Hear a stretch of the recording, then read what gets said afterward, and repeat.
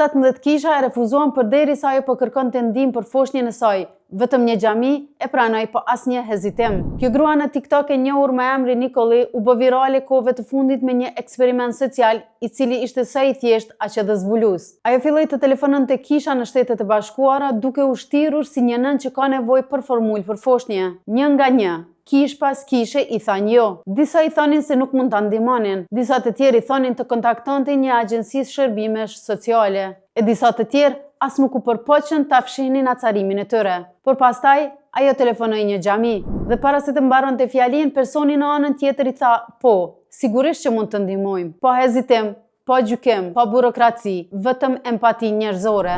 Kjo video u përhap me shpejtësi të madhe dhe shumë njerëz u çuditën jo pse një xhami e ndihmoi, por pse shumë kisha nuk e ndihmuan. E megjithatë, për shumë musliman kjo nuk ishte e habitshme, sepse vetë profeti na ka mësuar nuk është besimtari i vërtet ai i cili barku i tij është i ngopur, kurse fqinji i tij i uritur. Pavarësisht nëse e quani veten të krishter, musliman apo hebre, qëllimi i besimit nuk është të dukeni i drejtë, por të jeni të mëshirshëm. Kur kjo xhami në Charlotte të Karolinës së Veriut tha po pa hezitim, ajo nuk po përpiqej të fitonte ndjekës, thjesht po vepronte nga zemra. Kjo është pjesa që shumë njerëz e humbasin. Mëshira nuk i përket asnjë feje të vetme.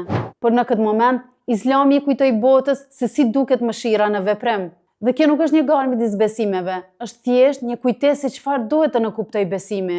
Dhe feja e vërtet, pavarësisht emrit, ajo supozohet të na bëjë më të butë dhe jo më të fortë. Supozohet të na bëjë ta shohim dhimbjen e tjetrit sikurse të jetë e jona. Pra po, ky eksperiment ishte i pakëndshëm, por ndoshta edhe duhej të ndodhte. Dhe ndoshta është koha që jo vetëm kishat, por edhe të gjithë ne të ndalojmë së predikuari dashurinë, por të fillojmë ta jetojmë atë, sepse Zotit nuk i intereson çfarë titulli pronësie varet mbi ndërtesën tënde, por atij i intereson se çfarë jeton brenda zemrës tënde.